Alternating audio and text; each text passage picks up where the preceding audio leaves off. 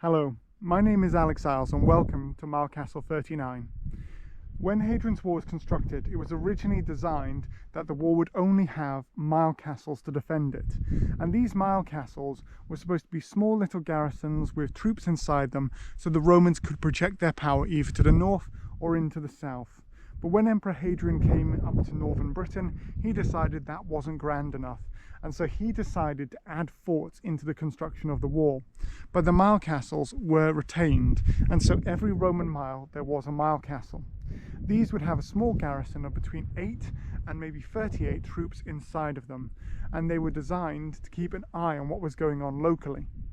They would probably be from a local fort, so slightly further along we have got Housted's Roman fort, and then on the other side we've got Magna, which is where the Roman Army Museum is today.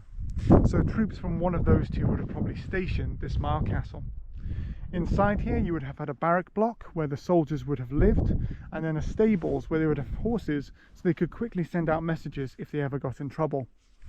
Right in front of me is the Gatehouse, and where the Gatehouse is, directly above it, there would have been a tower, and that tower would have given brilliant visibility to most mile castles, so they could see what was going on to the north or to the south and quickly signal to another fort.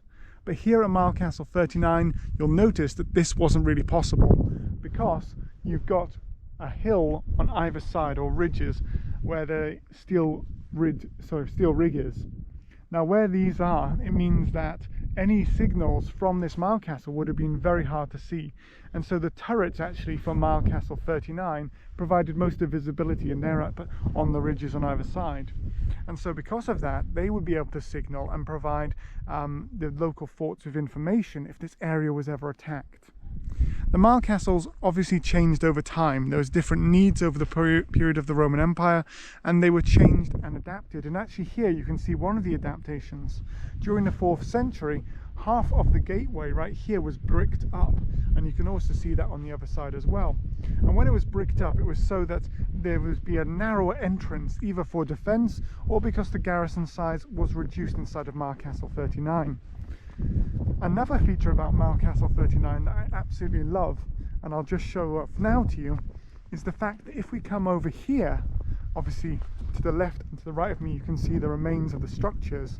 I believe these are post-Roman, as this was taken over and used as accommodation in later periods. But you can see there's a steep drop, and the reason why this Mile Castle would have been not used for moving troops necessarily is because how are you going to get anyone out of here rapidly? There's a steep drop, the land down there is very marshy, and then you've got a hill coming out the other side.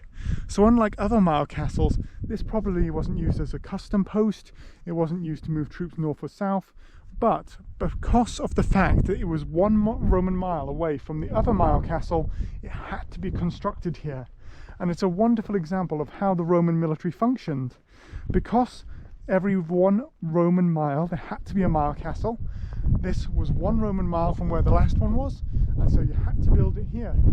And so even though functionally it doesn't have the same practical use as other mile castles, it doesn't have the same ability to project power as the other mile castles, and it probably would have been a very grim posting with the soldiers having to go up onto the ridges and to sit up there in turrets to actually provide the Roman Empire with information.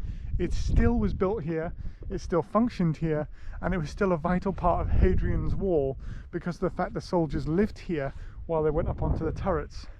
And so I just wonder, during the Roman period, was there a sense of, oh gosh, we're being posted to 39, what's this going to be like? Obviously the Romans never would have referred to it as 39, but would it have been seen as a dull posting? Would it have been seen as a, oh gosh, I don't want to be stationed there just in case we get snuck up on?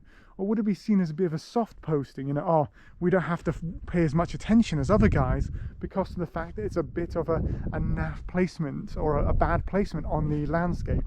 So there's so many questions here of what it would have been like to station here during the Roman period. And it's those little unanswered questions, those little stories that we haven't got today, that you can just sort of stand here and go, I wonder what this was like, that really makes me love Mile Castle 39. I really hope you've enjoyed this little video and that you'll join me again for another one soon.